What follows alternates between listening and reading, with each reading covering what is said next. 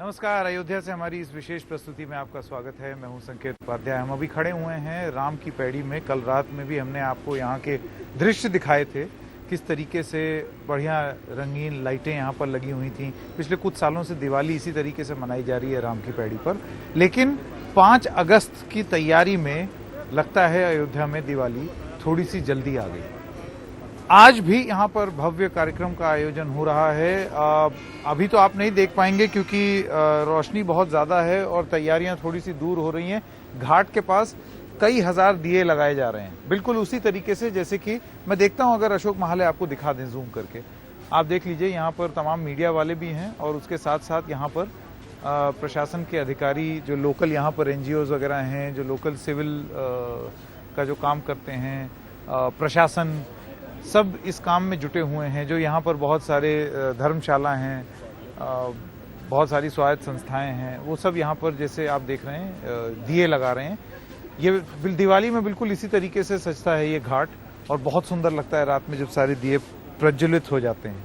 तो बिल्कुल कुछ उसी तरीके से अब, क्योंकि एक ही दिन बचा है, कल वो कार्यक्रम है 5 अगस्त को, तो उसी की तैयारी यहाँ पर चल रही है। तो आज कल की अगर आपने रात की तस्वीरें देखी और वो अच्छी लगी, तो आज और भी सुंदर लगने वाला है राम की पैड़ी कि अयोध्या पूरी तैयारी कर रहा है। कुछ तस्वीरें हमने आपको तैयारी की और भी दिखाई। पूरे दिन भर कमाल खान, आलोक पांडे और सौरभ शुक्ला लगातार पूरे शहर भर में घूम रहे हैं। पूरे शहर की दीवारें पीली कर दी गई हैं। एक रंग में नहा गया है एक सड़क अयोध्या की, जो राम जन्मभूमि की ओर जो रास्ता जाता है उसका। अब से कुछ देर में मैं आपको तैयारियों के बारे में भी बताऊंगा कि यहाँ पर क्या तैयारी हो रही है प्रधानमंत्री के आगमन पर। वो कहाँ लैंड करेंगे और फिर कैसे आएंगे, उस पर हमने एक रिपोर्ट फाइल की है जो आगे आपको बताएंगे। लेकिन आगे बढ़ने से पहले क्या है कल का पूरा कार्यक्रम, कितने बजे प्रधानमंत्री आएंगे, पूरा योजना क्या होगी, कितने समय तक यहाँ पर रहेंगे, क्या क्या करेंगे, इस सब चीज़ों के बारे में तमाम जानकारी देने के लिए हमारे साथ मेरे सहयोगी अखिलेश शर्मा जुड़ गए हैं। अखिलेश, अगर आपको मेरी आवाज़ आ रही है तो बताइए क्या क्या जानकारी पता लगी है, कितने बजे प्रधानमंत्री आएंगे, पूरा प्रोग्राम का प्लान क्या है?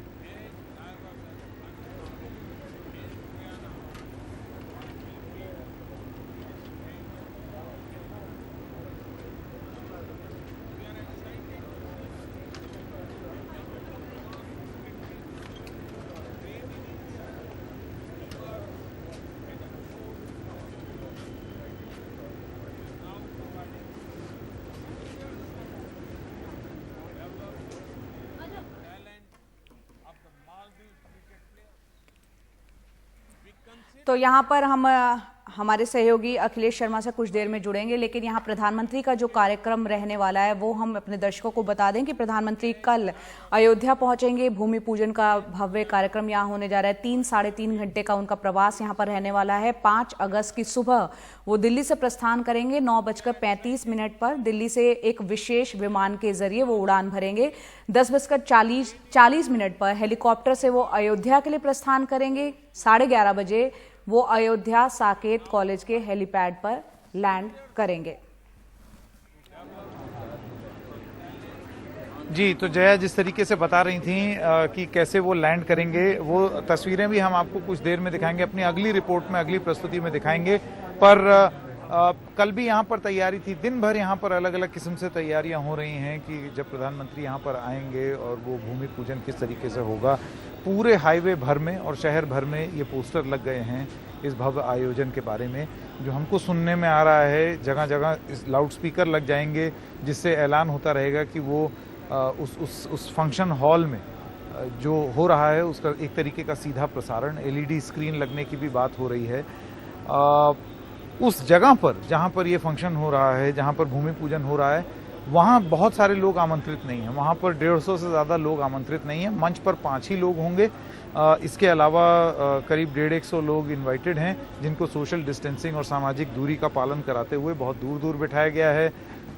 तमाम लोगों को जो इनवाइट दिया गया है, इनविटेशन कार्ड दिया गया है, वो अहस्तांतरणीय है, यानी कि वो नॉन ट्रांसफरेबल है, आप किसी और को नहीं दे सकते हैं। वो उसमें QR कोड होगा, एक बार आप अंदर घुस गए और बाहर चले गए तो दोबारा आपको भी एंट्री अलाउड नहीं है।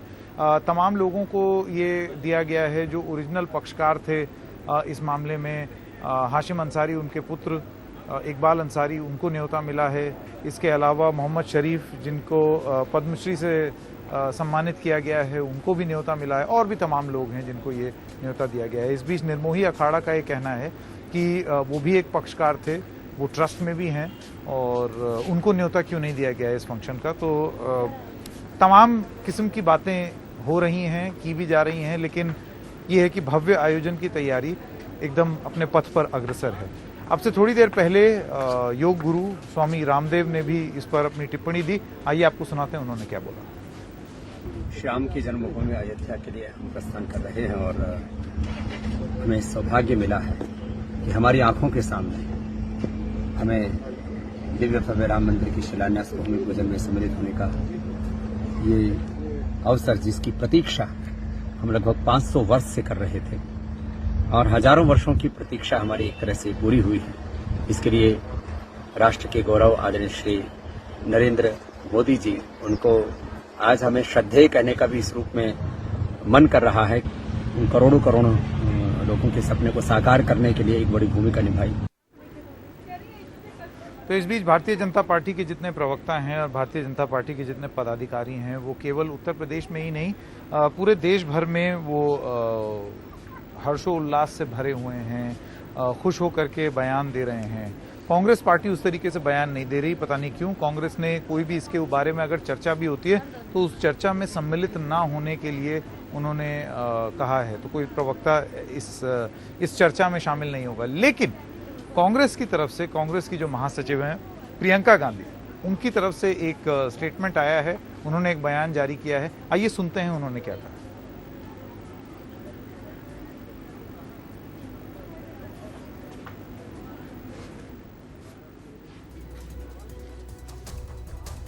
गांधी वाड्रा की तरफ से जो बयान जारी किया गया है वो आपको बता देते हैं। कल का पूरा जो कार्यक्रम है उसको लेते हुए बयान आया है, जिसमें उन्होंने कहा है कि दुनिया की संस्कृति में रामायण की गहरी अमिट छाप है।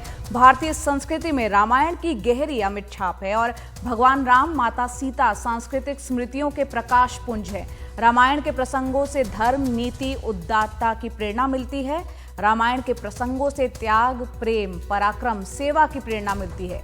श्रीहरि के अनगिनत रूपों की तरह ही राम कथा, हरि कथा अनंता है। भगवान राम आश्रय हैं और त्याग भी। राम सबरी हैं, सबरी के हैं, सुग्रीव के भी। राम वाल्मीकि के हैं और भास के भी। राम कम्मन के हैं और अच्युतछन के भी हैं, और राम कबीर के हैं और तुलसीदास के हैं और रैदास के भी। सबके दाता राम हैं। साथ ही गांधी के रघुपति राघव, राजा राम सबको सम्मति देने वाले हैं। वारिस अली शाह कहते हैं जो रब है वही राम है। राष्ट्र कवि मैथिली शरण गुप्त राम को निर्बल का बल कहते हैं। ये प्रियंका गांधी वाड्रा की तरफ से वक्तव्य जारी किया गया है।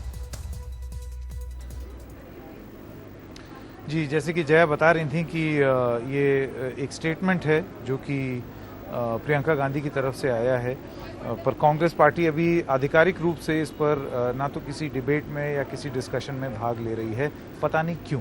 लेकिन ये स्टेटमेंट उनकी तरफ से आया है। बहरहाल अयोध्या अपनी तैयारी में लगा हुआ है, चाहे वो हनुमानगढ़ी हो, चाहे वो अयोध्या के जो प्रमुख इलाके हैं वो हों, जो सड़कें हैं जो कि अयोध्या की तरफ आ रही हैं उनकी अगर हम बात करें, सुरक्षा का बहुत ध्यान रखा गया है। अब से कुछ देर पहले हम लोग उस एयरपोर्ट पे, हवाई पट्टी पर गए। एयरपोर्ट तो है नहीं अभी अयोध्या में, उस हवाई पट्टी पर गए जहां पर संभवतः प्रधानमंत्री लैंड करेंगे, उनके चॉपर लैंड करेंगे और उसके बाद वो गाड़ी से अयोध्या शहर के अंदर आएंगे, जहां पर वो भूमि पूजन के कार्यक्रम में भी भाग लेंगे। तो ये सारी जानकारी हमको मिली है। मैंने अभी थोड़ी देर पहले आपको बताया ही कि किस तरीके से सोशल डिस्टेंसिंग का ध्यान एटलीस्ट जो वो फंक्शन हो रहा है उसमें रखा गया है, और लोगों की भी आवाजाही पर थोड़ी सी रोक है, यानी कि हर कोई राम की पैड़ी या अयोध्या में चला है ऐसा नहीं है। बड़ी ज़बरदस्त चेकिंग, और ये और ज़्यादा बढ़ गई है आज, जैसे कि हमने देखा। सुरक्षा की दृष्टिकोण से भी लोगों को कंट्रोल किया जा रहा है, जिसको जो ये साबित नहीं कर पा रहा है कि वो क्यों आना चाहता है, उसको नहीं आने दिया जा रहा है। तो आइए अब आपको बताते हैं कि लोग किस तरीके से तैयारी कर रहे हैं। अलग अलग किस्म के कलाकार यहाँ पर हैं, बहुत सारे लोग जो हैं आर्टिस्ट हैं, वो यहाँ पर काम करते रहते हैं।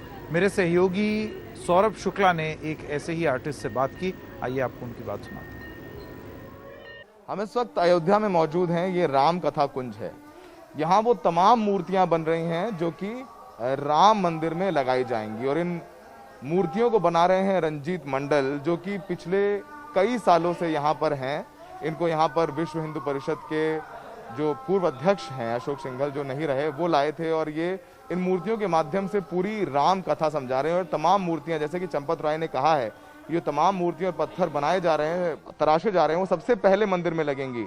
और रंजीत मंडल है, देखिए जैसे कि ये सीता जी के स्वयंवर की एक झांकी है, जिसमें राजा जनक बैठे हुए हैं और तमाम राजा जो हैं उनके स्वयंवर में जब आए थे, तो ये उसकी एक झांकी है। रावण खुद उनके स्वयंवर में आए थे। ये 10 सर वाले रावण की ये मूर्ति है। और ये रंजीत मंडल को देखिए वो कैसे ब्रश से इन मूर्तियों को सजा रहे हैं, संवार रहे हैं। रंजीत जी, कब से हैं आप यहाँ पर? मैं तो एक्चुअली 1997 में जब वेदव्यास की मूर्ति उद्घाटन हुआ था आसाम में, तब माननीय अशोक सिंघल जी अनावरण के लिए गए थे। तो जो मेरा सौभाग्य था, उन्होंने वहाँ से हमको बुलाया ले आए थे। जो आसाम से दिल्ली में आने के बाद कोई साल हमने कोई जगह पर मूर्तियाँ बनाने के लिए दिया गया था। 16 लाख मूर्ति पूरे भारत के लिए भी बनाया गया था। उसका दायित्व मेरे ऊपर था, जो सौभाग्य है। और उसके बाद फिर 1997 के बाद जो 2013 आया, ऐसा करते करते तो अब हमने ये रामकथा कुंज के दायित्व मेरे ऊपर दिया गया था, जो माननीय अशोक सिंघल जी दिए थे, जो मेरा सौभाग्य है। तो राम कथा कुंज है, इसमें कितनी मूर्तियां बना रहे हैं आप? इसमें है आपका कम से कम 100 प्रसंग है। ये एक प्रसंग में 7-8 मूर्ति रहते हैं। ये है 100 माने 125 स्क्रिप्ट बनेगा, प्रसंग बनेगा, जिसमें से हमको 40 स्क्रिप्ट लगभग कंप्लीट हो चुका है, जो सीता हरण तक गया है पुत्रराष्ट्रीय यज्ञ से। सीता हरण तक आपने बना लिया है? जी। तो ये राम मंदिर में लगाई जाएगी पूरी झांकी? हाँ, ये जो है राम मंदिर की परिसर में जो है ये रामकथा कुंज के नाम पे एक अलग से हॉल टाइप का बनेगा, जिसमें इसका तो राम मंदिर के किनारे जो दर्शन करने के बाद ही दर्शन करके जा सकते हैं। ये ट्रस्ट तय करेगा, माननीय चंपत राय जी ट्रस्ट। तो आपको ट्रस्ट ने कितने दिन का वक्त दिया है मूर्ति तैयार करने? ये तो अभी जब तक राम मंदिर बन जाए तब तक हमको कोई वक्त नहीं दिया गया, लेकिन जब तक राम मंदिर बन जाए तब तक तो हम लोगों का कंप्लीट करना ही पड़ेगा। कोई और झांकी दिखाइए, जैसे झांकी के बारे में बताइए मंडल जी। जैसे ये है आपका पुत्रराष्ट्रीय, ये है आपका जैसे मैंने पुष्प वाटिका, जो भगवान राम और सीता जी का पहला दर्शन हुआ था, उसी वाटिका में आए थे। इसी का, हाँ, इसी दिखाने का मैं प्रयास किया हूँ। इसमें क्या कर रहे हैं? इसमें जो है सीता जी का बहुत इंपॉर्टेंट पार्ट, जो सीता जी का जन्म हुआ था, ये मूर्ति बाकी है थोड़ा सा।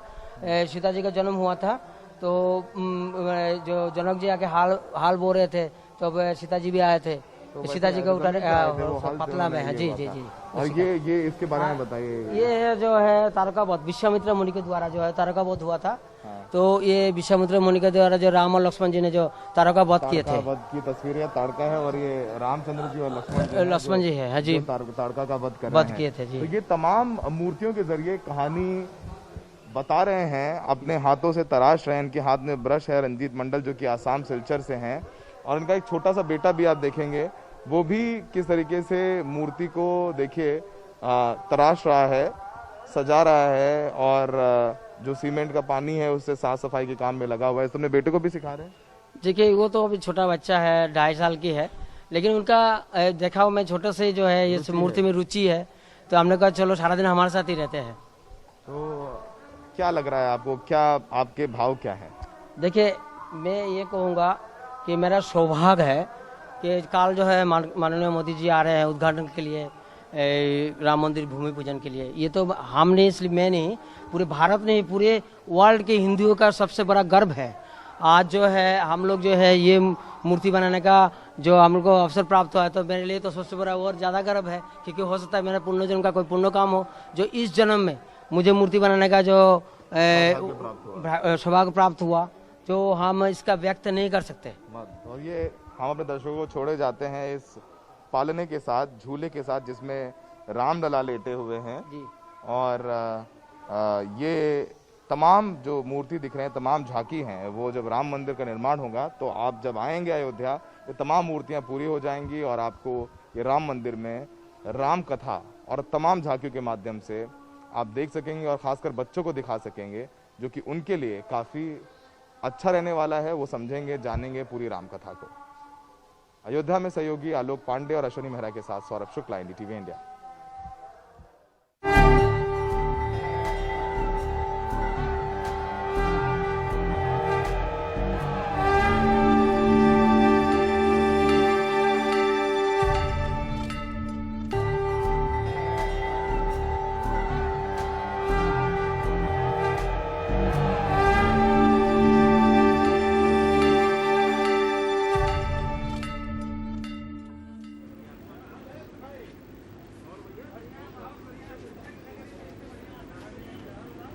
तो स्वागत है आपका एक बार फिर हमारी इस प्रस्तुति में। एक बार जल्दी से आपको फिर से बताते चलें कि आज शाम ठीक उसी तरीके से जैसे राम की पैड़ी पिछले 2-3 दिन से सजाई जा रही है, सुंदर लग रही है, वैसे ही आज भी होने वाला है। और दिवाली के तर्ज पर जैसे दिए जलते हैं यहाँ पर, बिल्कुल उसी तरीके से मेरे एकदम पीछे यहाँ पर दिए रख दिए गए हैं और इनको प्रज्वलित किया जाएगा, दीप प्रज्वलित किया जाएगा रात में। यानी कि आप ये समझ सकते हैं कि बहुत ही भव्य और सुंदर लगने वाला है ये राम की पैड़ी का घाट।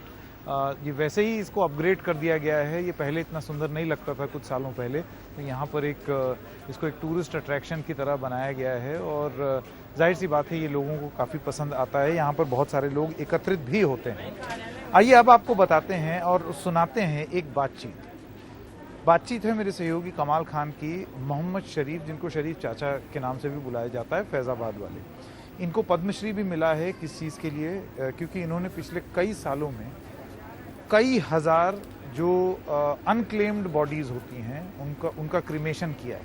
इस चीज़ के लिए इनको पद्मश्री भी मिला है।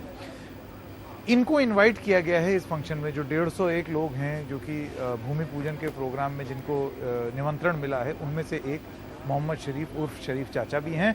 मेरे सहयोगी कमाल खान से उनकी जो खास बातचीत है वो आइए आपको सुनाना। राम जन्मभूमि मंदिर के लिए भूमि पूजन के कार्यक्रम में पूरे देश से बहुत कम लोग बुलाए गए हैं। ज़्यादातर साधु संत हैं और बहुत थोड़े से लोग उनके अलावा हैं। उनमें जिन 2 मुस्लिम मेहमानों को बुलाया गया है उनमें मोहम्मद शरीफ साहब हैं। आपकी 80 साल उम्र है, आप पद्मश्री हैं और आपकी एक बड़ी समाज सेवा ये है कि आपने 5-6 हज़ार लोगों का लावारिस जो मर गए उनका अंतिम संस्कार किया है, जिसके लिए आपको पद्मश्री मिला है। तो आप उस कार्यक्रम में जा रहे हैं और शामिल होंगे, कैसा महसूस कर रहे हैं? देखिए, ये कार्यक्रम जो है अच्छा है, एकता का है कि हम सब मिल के रहें, एकता रहे, मोहब्बत रहे, प्यार मोहब्बत से रहे, कोई किसी का झगड़ा ना हो, बाहर वाले ना आने पाएँ, प्यार मोहब्बत से काम करें और कारोबार बढ़े, सबके बच्चों को पढ़ाएं लिखाएं तो कुछ काबिल बने वो। अयोध्या में वैसे तो यहाँ के हिंदू मुसलमान मोहब्बत से ही आमतौर पे रहते रहे हैं, लेकिन बहुत सारे लोग बाहर से आए, नेता बाहर से आए, उससे बहुत झगड़ा झंझट हुआ। लेकिन अब ये मसला अदालत के ज़रिए निपट गया है। अब मुसलमान क्या चाहते हैं यहाँ के? अदालत के ज़रिए निकल गया तो मुसलमान क्या चाहेंगे? जब हाई कोर्ट, सुप्रीम कोर्ट का जो फैसला हो गया तो क्या कोई और कोर्ट लगेगा या फिर जंग कर ले? आप लोग चाहते हैं अमन होना चाहिए, अब ये कुछ नहीं होना चाहिए। अब सबको शांति पूर्वक हिंदू मुसलमान को प्यार मोहब्बत से गले लगाना चाहिए कि हम ठीक हैं। हाँ, जो हुआ ठीक हुआ। मंदिर तो इबादत गाह है, मस्जिद तो इबादत गाह है, उसे मंदिर और मस्जिद न कहो, इबादत गाह है वो, करो। ये भी एक तरह की इबादत है जो काम आप कर रहे हैं। थोड़ा इसके बारे में बताएं कि ये कैसे आपने शुरू किया और अब तक कितने लोगों का अंतिम संस्कार किया? बच्चा था सर, ये गया था सुल्तानपुर किसी काम से और वो लौट कर नहीं आया। मैं 1 महीना ढूंढता रहा। उसके बाद मुझे पता चला कि वहाँ मार के फेंक दिया। तो वहाँ का थाना इंचार्ज था, उस पर पीरू टेलर शंभू मार्केट की लेवल लगा था, भूसट में लेके आया तो देखा हमारे बच्चे की है। फिर मैं गया, मैंने आके कसम खा लिया जब से कि मेरे लिए न कोई हिंदू है न मुसलमान, मैं ये काम को फैजाबाद में करूँगा और करता रहूँगा। बड़ी बड़ी मुसीबतें उठाई, शुरू में बड़ी बड़ी ठोकरें खाई, कोई पागल कह रहा था, कोई